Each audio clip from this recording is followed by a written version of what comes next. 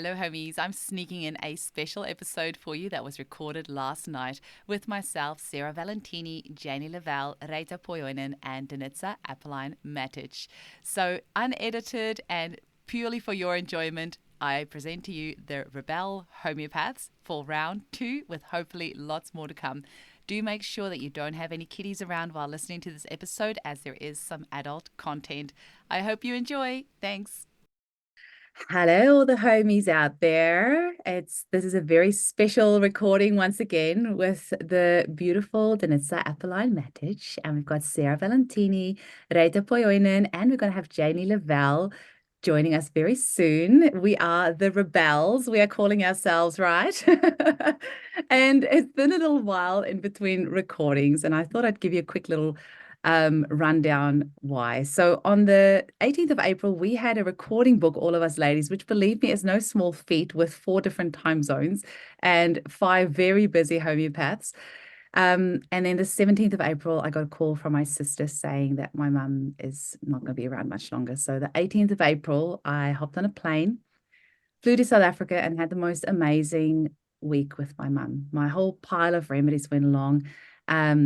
Paul Terrio's Wellwitchia went along. I emailed all the beautiful ladies in this group. We've got a beautiful little WhatsApp group going, and I was like, what remedy should I take, ladies? And all of you gave me the most incredible suggestions for remedies, and I felt so held by all of you. So firstly, thank you so much to all of you for this, helping me through this tricky time. My mum did pass on the 3rd of May, and it's been a really, really, really sad time, but it's been made so much easier and lighter by having all of you goddesses around me. And I really appreciate your love and your care and your advice and being held, even though we're on different sides of the world. Just want to say thank you so much to all of you. And from that, we are hoping to record, what did we say? The first Thursday of every month, I think we're going with, because we really do want to catch up regularly and share what we're all doing with all of you. I wish we could make our little WhatsApp group public, because there's some pretty epic conversations going there, and we're in touch with each other. Feels daily sometimes, at least, 2 or 3 times a week we're in touch with each other. We all get to hang out in Bali in September, which we're so excited about. So this is a very special collaboration of incredible women, and I'm so happy to once again have you all on the Homeopathy Hangout podcast. So welcome back, ladies. Thanks, Eugenie. Thanks.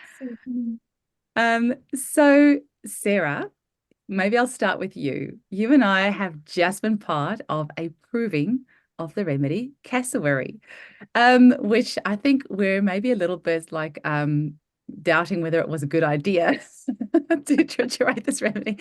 But from the beginning, I had this feeling this is going to be a pretty interesting one. Do you want to share with our listeners, quickly say hi, and then just share with our listeners, what's been happening? Yeah, hi everyone.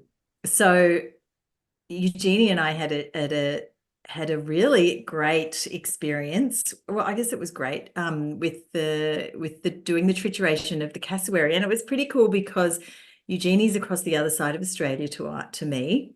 So I gathered a group of homeopaths and homeopathic students, and Eugenie also gathered a group, and we triturated on the same weekend. So, and it was, I mean, just like any trituration, that there's always something profound that comes out of it. For me, so many profound things, I think. But just before everyone arrived, I was carrying some chairs down here into my clinic room for everyone to sit on, and I fell down a stair, just one stair, the bottom stair, and really hurt my foot. And I was like, oh, damn. And I rubbed it, and then I got up and I brought the chair in and went up and got 3 more chairs. And then over the day, everyone arrived and everyone's keeping on looking at my foot going, your foot's looking really swollen.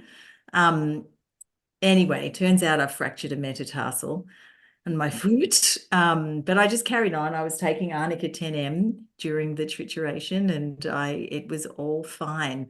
So Yeah, it was like that was the beginning. And I think Eugenie, you had an experience, like a couple of your people had like, Yeah, one of them had a car crash on the way back, and then the next day, Amy and I on our way to work were in a near car crash, and yeah, it's been interesting. I'm not trying to put anyone off doing triturations. no. Yeah. In our group, there was some texts going around going, oh, proving's a dangerous business. Because actually the next day afterwards, I reported how cranky I was with my husband. And then a few other people were like, Yeah, oh my God, I can't one of the attendants said, one of the provers said, I can't stand my cat. And I love my cat. I don't have a husband, but my cat is really annoying me. And so we were all really like catty, except for the one man who attended. And he was just like, oh, wow, God, I was lucky to make it out of there alive with all of you crazy women. um, yeah, so I mean, it was a very interesting proving because to me, I very strongly felt we triturated to C4 and Eugenie's group triturated to C5. But I felt that there is so much more in this remedy. And I really strongly felt at C3 that, oh, it was almost playing hide and seek with us. It was like popping out and then retreating and popping out in different ways, in a way that it was quite scattered, and that was the strong sense for me that it's like it's not going to show itself. We're going to have to work a little harder, which, after a broken foot and all of the things, I'm a little bit scared to go further. But what I intuitively feel is that would need to keep going to C17 in order to really feel like have completion for this remedy. And some big stuff might happen in that time. So, we're still writing that remedy up and kind of pulling it together, but it has been actually one of the really interesting thing was at C3 as well. One of the provers, I saw her age in front of my eyes, and one of the other provers also witnessed this. She just looked tired and grey and drawn. And one of her statements was, I feel like I can just see my body as a carcass on the ground in front of me, and you're all sitting around it. And it was quite significant. And then as we were coming out of C3, and she said to me, something like, oh, did you notice me? And I said, yeah, I feel like I watched you were kind of dying in front of my eyes. And she said, well, how did you feel about me dying? And I was like, well, I guess I was a little concerned, but no, but how did, like, she was so insistent on knowing how I felt about how it looked, which was kind of, I felt really put on the spot because I was like, well, I knew you weren't dying, but it looked like you really were kind of fading away. And so, that was another really interesting aspect to this remedy. I think one of the things as well that to any kind of skeptics out there, so Eugenie's on the other side of the country to us, we're triturating at the same time, but one symptom that came up in common was the itching. So both of our yeah. groups were super itchy, and itches that were moving around the body. And there was a couple of other synchronicities. I can't remember what they were right now, but that really does come out. I think the biggest one was all of us just like the aversion to our husband and kids. Like it was just insane. It was like sepia on steroids. Yeah. Yes, indeed. And the cassowary as well. Like she mates, she lays the egg, she makes the nest, she lays the eggs and she goes. Mm. She leaves the man to actually hatch the eggs and look after the hatchlings, and he looks after them for a year and then he chases them away. So that's a really interesting part of the proving, for sure. Definitely. And what's interesting is that I always, and anybody who watches the video of the podcast will always see me itching my nose. I have got the itchiest nose on the planet. I always like try to think of when it started, but I used to be a volunteer firefighter, and one of the fires I was in, I fell in a bush, and you can still sometimes like see a little bit of black soot there because the skin kind of grew over it. I think that's when it started because I think I was a bit self-conscious of it because people used to ask me if I had a pen mark on my nose because it looked like a pen mark. So I think that's where it started like 20 odd years ago. So you will always see me like itching my nose anyway. And so during the proving, I was really conscious of the fact that I was never itching my nose. And normally I'd be constantly itching my nose and I was not itchy at all. And everybody Good. else was sitting there with itchy noses, itchy scalps, itchy everything. It was Mm-hmm. quite funny. Mm-hmm. Yeah, absolutely. And I think that, like, I'm just in talking about the synchronicity because the last proving I did with the Golden Spiral group, with Denitsa's group, I did at the same time, but I wasn't online as everybody, with everybody, because it was late at night here and I was still dealing with my son. And and then I was writing everything down as I was doing a meditation at the same time as the group. And then the next day or the day after, I sent through my notes, and Denitsa was like, "Did you watch the recording?" And I was like, no. But there were so many synchronicities. So, it's an undeniable kind of relationship that happens, right, when we experience a substance in that way. Undeniable, if we're really ready to notice. Yeah, absolutely. And the reason I love that we had two provings going at the same time is the cassowary and the emu are the only two feathers on the planet that have this split spine or whatever you call the middle part of a feather. And so when I interviewed Paul, I said, "Oh, I really want to triturate emu." And he was like, "No, it's already been done. But if you can do cassowary, that'll be great because it's like the last bird I need for my book." And so I'm like, "Yeah, let's do it." And so it turns out it's really hard to source a cassowary feather. I contacted zoos, I contacted wildlife centers, and then Sarah was like, "I've got this friend who's been to the Daintree and she thinks she might have seen some feathers because apparently they don't drop very many feathers either." Because the emu feathers that I got was from a lady who had a pet emu. She just walked past him and pulled some of his feathers out. But like, where are we going to get a cassowary feather? So it was really lucky that Sarah managed to source some.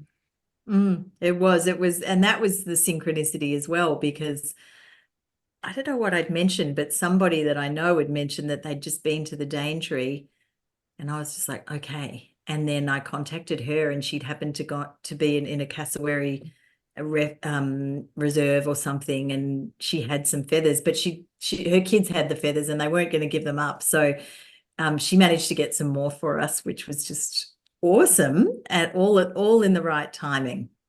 Always, as always, hey. Mm-hmm. And Miss Reita, you've had some proving magic happening there as well, right? Yes. So greetings from Helsinki and Homeopathy School, Helsinki. This water is from up Norway, from the Arctic Sea. So the name we gave to it is Aqua Marina Arctica. So two ladies got it from up there and blessed it, and it's from a place where witches used to be burned.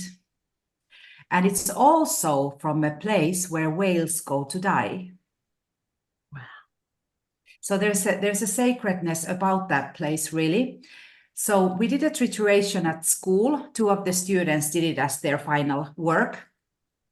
And I think I was proving it like practically at the beginning of the year. I myself had a cold. I had a lot of allergy things with my eyes.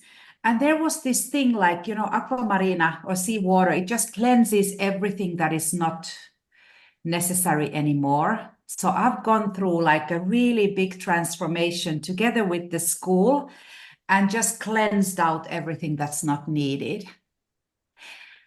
And then there was this beautiful, kind of like helium as a homeopathic remedy has, that you're looking for the soulmate, but really the one and only soulmate. Or this Portuguese feeling of saudade, that somewhere on the other side of the ocean is the true love. So it was very romantic. We were crying a lot, and just like there was a lot of grief and letting go. And actually, there was a lot of dying happening also, like closed ones, but no accidents, but people that needed to go. And then people who had grief just gave up the grief. So, yeah, it was really beautiful because it felt like, the whales of all the oceans were there guiding us as grandmothers and holding space for a huge grief that the whole, mankind has. And it just felt like, phew, we just clean it out. And now we are in the Aquarian age with all the new energy. And, now we are upgraded and ready. Oh, that sounds cool. Very, very cool. How many? So, because your students are about to graduate, aren't they? Yes. So we have a group of 15 ladies, of which 5 are now getting their diplomas on Saturday, and the rest are going to be graduating in the autumn time. And one of the ladies, as her thesis, I will post it later. Her husband, when she started studying, her husband committed suicide, and she made a painting of 3 homeopathic remedies, which is like Gaudi, or so it's got Arsenicum album, the swan, and ayahuasca. I just saw it yesterday, and that was really like aquamarina and grief and all of it. And I'm so happy that she took, because in our school, you can be really artsy-fartsy. We've been acting homeopathy and so on. So her thesis is the painting. And then she writes a story about, it's called Death, Hold My Hand. It's very it's so beautiful. And she's done such a transformation in these 4 years and all of the ladies, they've got like a, waiting list for clients. And this is not typical for Finland. So I'm like, this group is very, very special to me. And Janie is going to be joining us. So we are teaching the sacred trees. So tree remedies, Kabbalah, wood element together with that. And then Janie can talk about what she's teaching in the weekend. And then we will have a beautiful cacao ceremony for the students that are graduating. It feels like a great honor to birth them into this world. Oh, that's absolutely amazing. Janie is on a train at the moment, so I'm not sure if she'll be able to pipe in, but when she can, yeah, she definitely will. When I was with my mum, Reita, I was so wishing that you were there, and because you have got such experience working as a death doula and with death and dying and everything else, and it was my first experience. My mum actually passed the week after I left. I was only in South Africa for a week. But it was actually such a sacred, special, beautiful time. And I'm so, so, so grateful that I could go. I think it'd be a very different experience if I didn't get to go back in time to be with her. But it made, when I left, the day before I left, the hospice people came over and they said, so this is what we're going to do, and we're going to put you on morphine and da-da-da.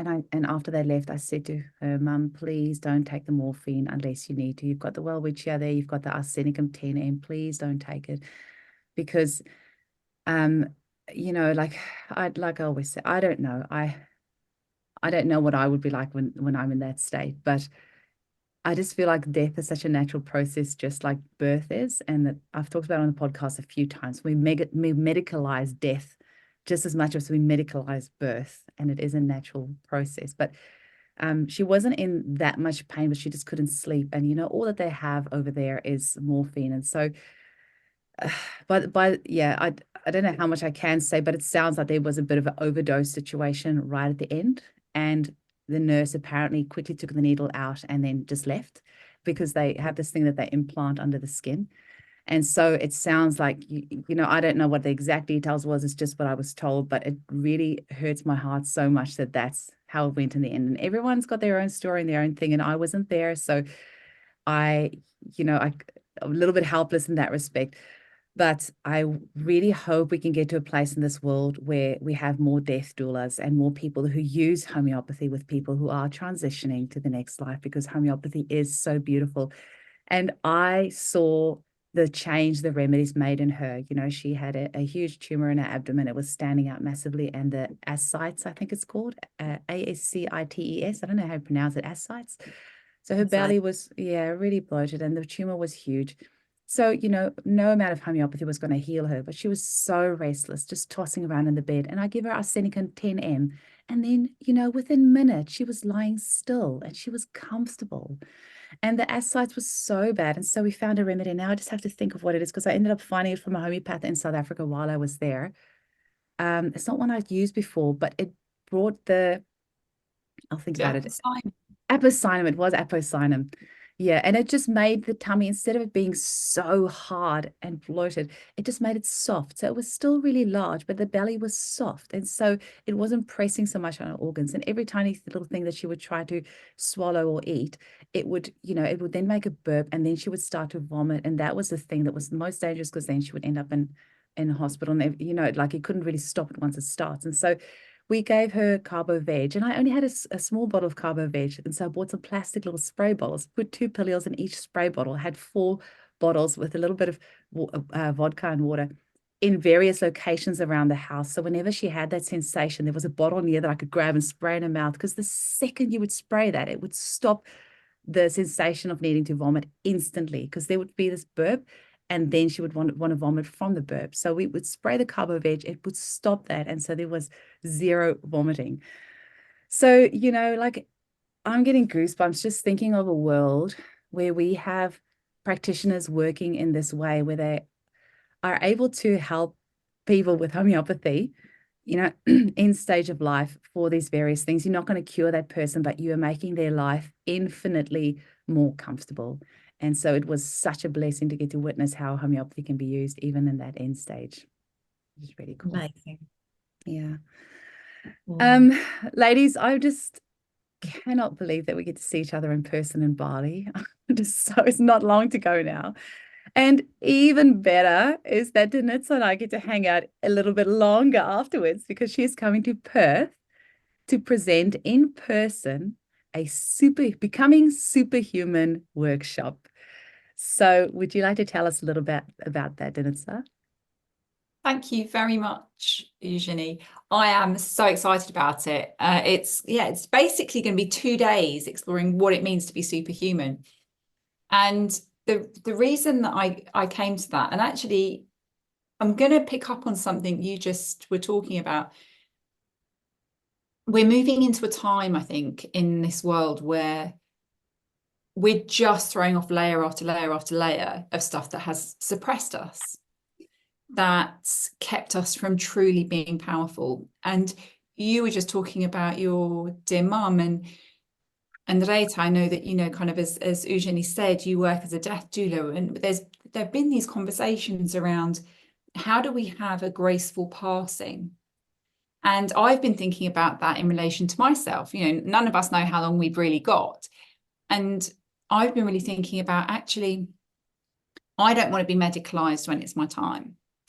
And I've been thinking about how when we think about our grandparents and our great-grandparents, they didn't that often have heart attacks or strokes. It was common for people to pass in their sleep. And we've forgotten that because of the medicalization. And to me, there's something about being whole in that. When we are whole physically and mentally, emotionally, on some level, our soul can leave when it's time to transition more easily, I think. And for me, that kind of brings in the question of, well, if we're aiming to do that in terms of how we transition, then how do we do that when we move through all of life?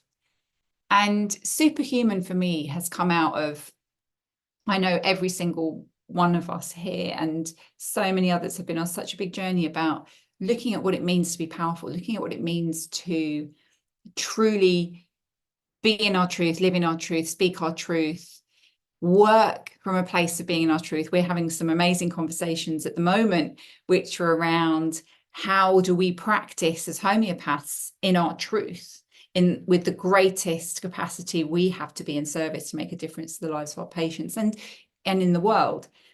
And for me, superhuman's about that. How do we throw off all those layers that remain? How do we step into being truly, completely and utterly aligned with ourselves so that we become, if you like, untouchable to the stuff that would make us doubt ourselves or question ourselves or limit ourselves in some way, shape or form? And actually, how do we celebrate how fucking amazing we are. And I've just done it. I've just sworn, for those who've never seen the behind the scenes WhatsApp chats, we all swear like troopers and sailors.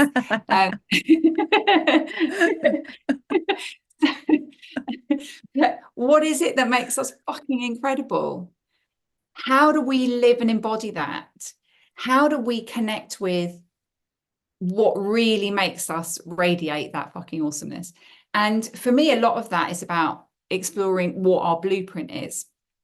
And I've been really kind of looking at that in terms of I'm about to publish another method of prescribing in terms of how we work, called Hang the on, just Blueprint. pause. You have just published as well. We should like talk about that too. Have just published a book. Yay, congratulations. Thank you very much. Thank you. It's the second edition of Nature's Medicine Code, which basically is a book that's all about describing how, when we understand the simple mathematics of the universe, how when we understand how that applies to our bodies, to our health, and we make choices according to that simple mathematics, we can truly live healthy lives. It's full of practical ideas and what we can do. But I'm a nerd. I'm neurodiverse. I found out I have autism and ADHD, and I am obsessed with the maths of the universe and the mathematics of life, and actually how that transcends into the mathematics of our being and the geometry of our being.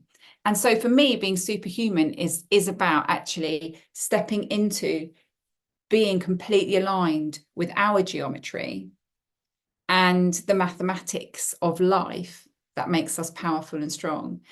And so part of what we're doing on this 2-day journey in Perth, which is going to be incredible, is we're going to be really connecting with what it means when we're activating all of that geometry, when we're activating the maths within ourselves that aligns us with the mathematics of the universe. And that makes us actually, I think, quite invincible. So it's fun stuff. It's none of it's difficult or complicated, and all of it is just beautiful and stunning and remarkable and a real wow. And there are things that I'm bringing that I can't share because I'm going to bring some really amazing surprises for people to really experience what it means to transcend. Venue. Yeah, and the venue. So yeah, bringing some amazing things to just transcend the to really enable us to experience what it means when we transcend the 3D. It's really cool. And the venue, you tell us about the venue. Well, I read your body language wrong there before. I thought it was a gap, and that's why I said at the venue. Sorry, I didn't mean to cut you off. Oh, no, of course, absolutely. The venue is absolutely beautiful as well. That's really renowned for its gorgeous, organic whole foods. And just saying it, Janie, Sarah, it's not too late. It's only 3 hours from Bali to Perth. So you might have to just tack on another trip. I know Sarah's hanging around for a while afterwards in Bali to have some family holiday time, but we are so excited to have you here, Denitsa. It's an incredible treat. So I'm sure it will be packed out, and there's only 40 tickets, so it's quite an exclusive event. So yeah, I hope our homies book in quickly. It's just on your website, hey, so they just go to denitsaappeline.com and they just click on, I think, events or something like that from memory. Courses, yeah, there's a tab for courses and it's on there.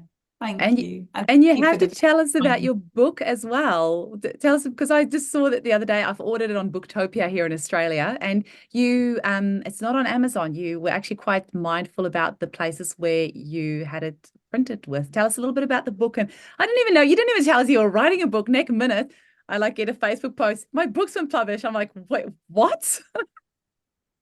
Well, actually, I'm a little bit of a nerd because that's not actually the first book I've written, and there are other books. Somehow I'm not surprised. In fact, the next book that's coming out is also a second edition of a book that's already out there, which I did write in a weekend whilst working in a homeopathic pharmacy. And I didn't even know I was going to do it. I just it was just such a random thing. Like, I walked in on the Monday morning and everyone was chatting about their weekends, and they were like, oh, what did you do? And I was like, oh, so I wrote a book. And everyone just dropped what they were doing and looked at me, and they were like, you did what? And I was like, I just wrote. I can't help it. I go into flow, and I just that was before ChatGPT when you wrote the others. So you can. I don't use ChatGPT. So like, I love the mathematics of the universe and all of that stuff, and then we get into like tech, and I'm like a total dinosaur. So I'm like, ChatGPT, I don't know what that is. So GPT, I keep confusing it. See, I don't know it.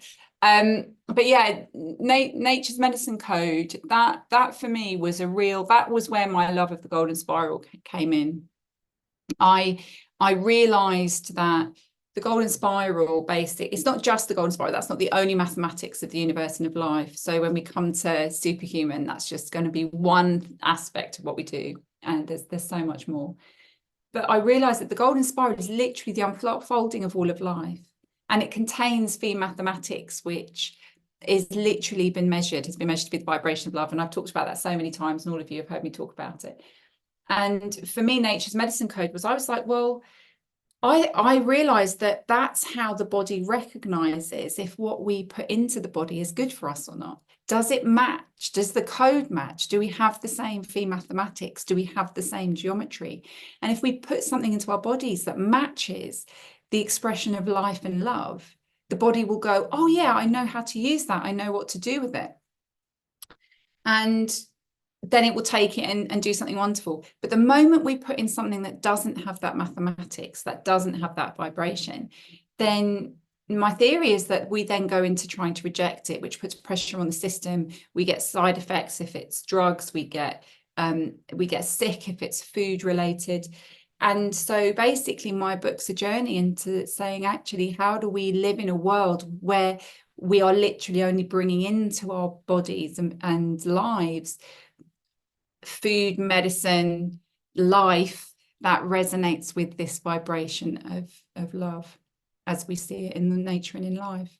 And I wanted to make it fun because I always try to make everything I do fun.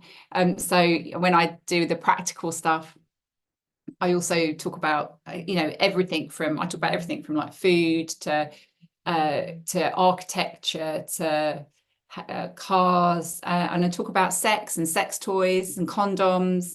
And the ingredients that we see in the world that perhaps don't mirror and match that vibration of love, and what the amazing choices are as an alternative. So yeah, that's so when you said fuck, I was like, oh, I'm gonna have to record an intro now with a warning. But now you're talking about sex toys, I'm definitely gonna have to put a warning on the intro. Damn it. I just want to say like that I mean, you kind of like when you mentioned mathematics, I went, oh no, you've lost me. But when you just added that last bit, like it just makes perfect sense. It's like the cell salts, like they meet us there. And actually for example, estrogen operates in our body at a level of 8x potency. So if we match that, that level, we also find resonance there in terms of, boosting estrogen or boosting any of the hormones as well. And I just love how you've extended that out into these other, like the flower of life and the spiral and the golden spiral. It's just now it's like blowing my mind. Have you ladies listened to the Joe Rogan interview with Terrence Howard on the 19th of May? Oh, you have to go listen to it. He was talking homeopathy, but without talking homeopathy. So he talked about sacred geometry and mathematics and the square root of 2 and how the periodic table is actually all frequency and how like there's actually no Big Bang, and like the way that, I'm not even going to try and explain it to you because it was so completely over my head. And of course, people are poo-pooing him because he's actually an actor, but he started the episode out with Joe Rogan's talking about how he remembers everything about being in his mother's womb and about his birth and everything else, and about how he was challenging his teachers with mathematics when he was like very young, from a very young age. And I actually interviewed Australian homeopath Mark Lambrick, and he wrote a book called Infinite Zero. Now, I read that book. It was like history on steroids. And then right at the end, he talks about infinite zero and how there's not actually such a number as zero. And it's completely gone over my head. But Terrence Howard talks about the similar thing, that there's actually the concept of zero is actually not, it doesn't actually exist. And so I'm not even going to pretend to understand anything of what he said, but he did talk about elements. He talked about frequency. He talked about how there's a positive and a negative to everything. So there's up and a down and an in and an out. And that part of all of that really resonated with me and made a lot of sense. So you have to go listen to that episode. It was really interesting. Mm-hmm. I wonder if Janie can talk yet on Janie, whenever you can talk, just pipe up, hey?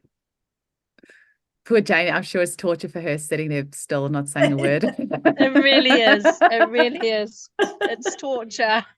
No, I can't really talk. I'm so sorry. I would love to, but it's really loud on here and not very private. But That's it's just okay. amazing to be here. We can actually hear you okay. And thank you so much for working so hard to source cacao for us for our cacao ceremony in Bali. Oh, I know it arrived yesterday, Eugenie, and it was this whole huge box of cacao, and my whole healing space was just intoxicated with the smell of chocolate. And I had actually been at my first doula client yesterday, so welcoming a life into the world, and it's the 11th birth that I've been at, so it felt really significant. And the first one being an official doula. And when I left the hospital, I stopped at my healing space and our cacao was there. So it was just that real sense of what we're birthing at the moment, in terms of, you know, bringing all these homeopaths together in Bali. I feel like it's such a huge and really significant step into kind of igniting, I guess, the collective energy of what we want to bring to humanity, this really deep energy of healing and the resonance of that healing and the ripple effect that it has when we all come together and set intentions. And that's a huge part of the focus for the ceremony that Reta and I are creating, co-creating together with the cacao, to use the cacao as a vehicle to not just heal ourselves and every homeopath that comes to the conference and our clients and our family, but to make that intention into a universal one and allow that a ripple effect to journey out, just like it when we titrate remedies. You know, that grinding and scraping in the pestle and mortar magnifies and intensifies the vibrational field of that substance. And that's why we can pick up on the healing capacity and the healing effects of it. So I feel just so totally blessed to have this opportunity, and yeah, to listen and sit with all you women. You're such warriors. My God, I'm so humbled listening to everything you're saying. I think everyone out there listening as well would just be. Oh, I think she dropped out. But my mum is actually really sick at the moment, so I'm considering heading back to New Zealand after Bali. So yeah, I'll leave it at that, but just to say that it's really, really exciting what's unfolding, and I'm just so happy to be part of so much. Amazing ladies. When you were talking about the grinding and the scraping, it made me think to mention that while we were doing the trituration about the C2, it really, maybe C3, it really struck me actually what a masculine process trituration is. Like grind for 7 minutes, scrape for 3 minutes, grind for 7 minutes, scrape for 3 minutes. And because like it takes me a little while to kind of get into that meditative state that you're doing while you're triturating. And so I just found that, you know, it would take me like kind of 5 minutes to get into it. Then I just like be in it for a minute, and then I get the warning that there's 1 minute left, and, you know, then the bell would go, and then we would start scraping, and then, you know, try to get back into it. And I was thinking that the next trituration, which I would like to lead myself, because I kind of had another homeopath kind of co-leading it on our side. So I'd love to do the next one, leading it myself, and then giving everyone that hour of trituration to intuitively grind and scrape as you feel the need. Because I really didn't like it's funny because this was my third trituration that I've done. And the other 2 times it really didn't bother me at all. But this time, as I was doing it, I was like, oh my gosh, I really don't like this masculine process, or I don't know if I want to use the word masculine, dictative process of telling me when I need to grind and scrape. And I understand why there's a process for that. But I just felt I want to be given an hour, and then I want to sit there intuitively and grind and scrape as I feel the need. Can I blame like just everything for the next month on the cassowary? Do you think I'll get away with that? Yeah. There's also something really amazing listening to everything that we're sharing in this session, because I'm really feeling that sense of transitions, but also community. And there's this real kind of transitions into the world and out of the world, but also it feels like this journey that we're all on together with homeopathy at the moment, which is so about community and about togetherness and how we almost like rebirth ourselves. It feels like that feels very much what Bali will be. And we're doing it together from across the world, which is incredible. That's the other piece. So there's this real kind of like transition and gathering to emerge into something new and even more beautiful and incredible. It feels really celebratory to me. I've been using the word celebration with you, Eugenie. There's this real, it feels like we're growing through things. You know, there's this invitation to really honor and see that.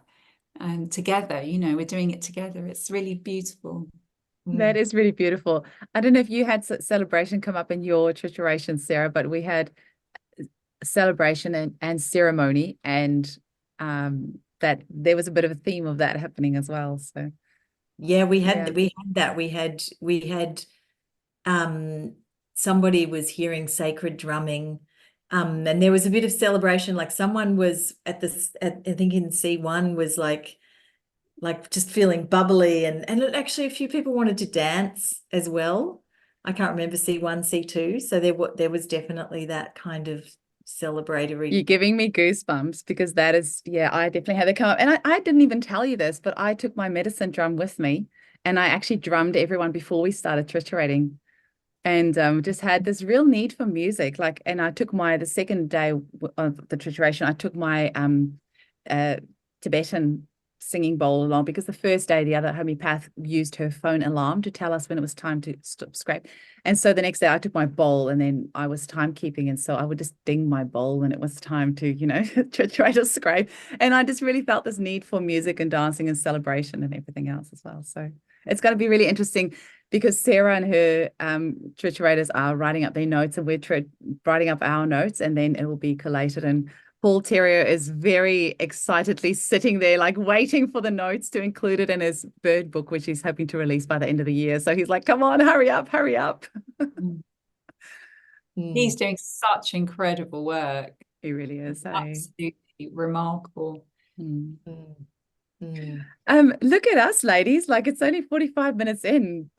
Everyone's being very quiet tonight. What else would you like to add? And I know all of you have got some things to go to as well, so that's why we thought we'd keep it to an hour, because everyone's has got schedules. I'd really love to kind of, you know, talking about the transitions and considering, you know, the birthing that Janie's been attending a birth, and the death that we've come across in these provings.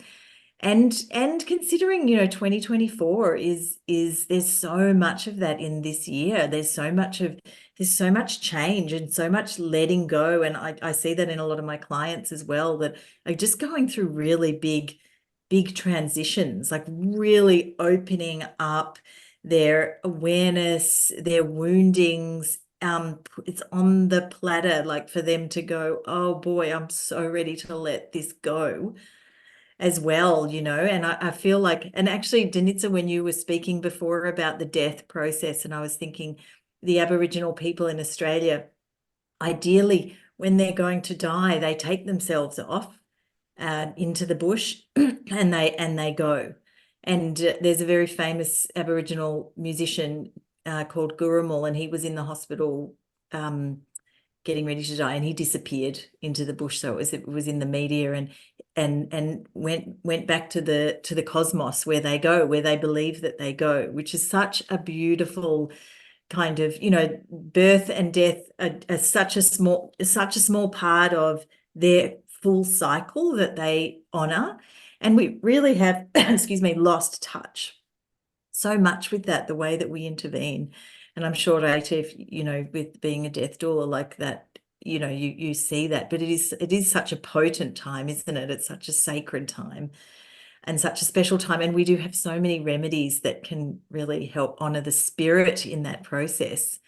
Obviously most of us won't go off into the bush and let that happen. We probably will be around our loved ones or whatever, but we do have so many beautiful remedies to help our spirit move to the next realm.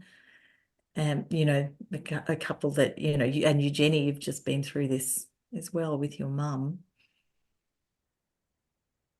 It's big. It's scorpionic, isn't it? It is, and Pluto is retrograde, so all of these things are, of course, coming up to the surface. Mhm. The Sami people, the indigenous people of Finland, where actually the water is from, because you know, it's from up north. When a child is born, they get their own yoik. It's like a lullaby, and when the person dies, they sing the yoik. And I know that's also in West Africa and some cultures, and I think that's so touching. So it's like you call in the soul and you say goodbye to the soul with a song. That's your unique like fingerprint. Wow, that's so beautiful. That is beautiful. Mm. And there's Well, something for me that's really special about how death is and can be celebrated as a transition. It's not an ending, it's a transition. And I've been really reflecting in what I've been writing recently, in how in the old world, there was this split between spiritual life and science.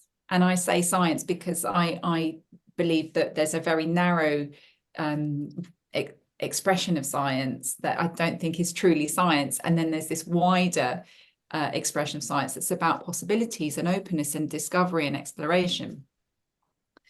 And in that bigger definition, in that bigger openness, there's room for connecting with a more spiritual aspect of life and a greater understanding of the fact that we're here just for a short time, but that we have a soul, and that our soul is endless and timeless. And to hear this kind of transition back into, if you like, a reconnection, a recognition, a remembering of that as part of the whole journey that we're here to experience. I think it's such a gift to be here in these times, watching us all kind of reconnect with that wisdom.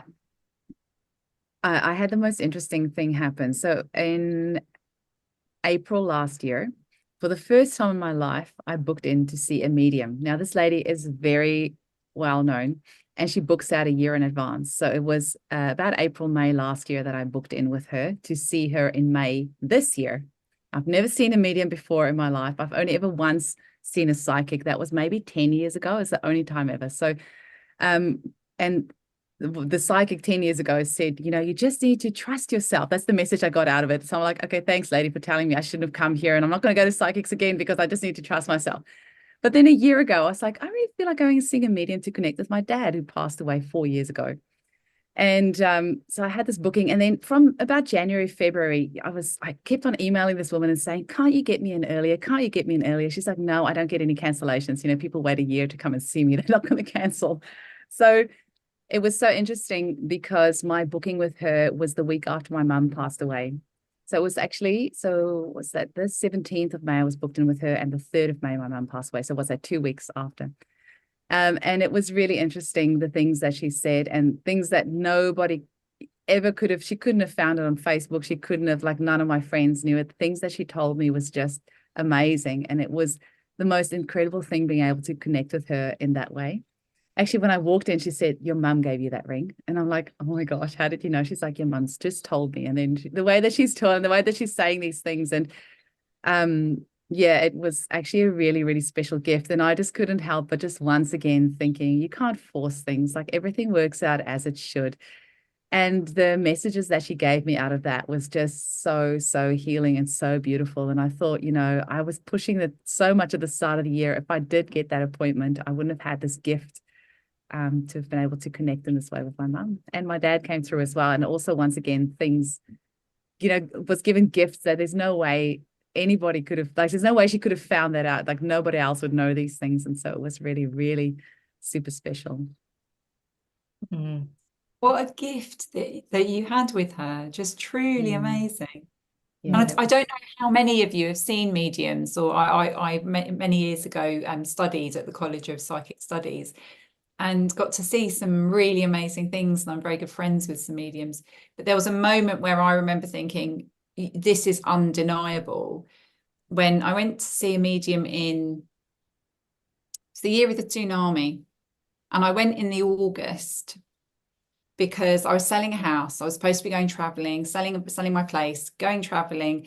And the plan was with my then husband to be on a beach in Bali for when the tsunami happened.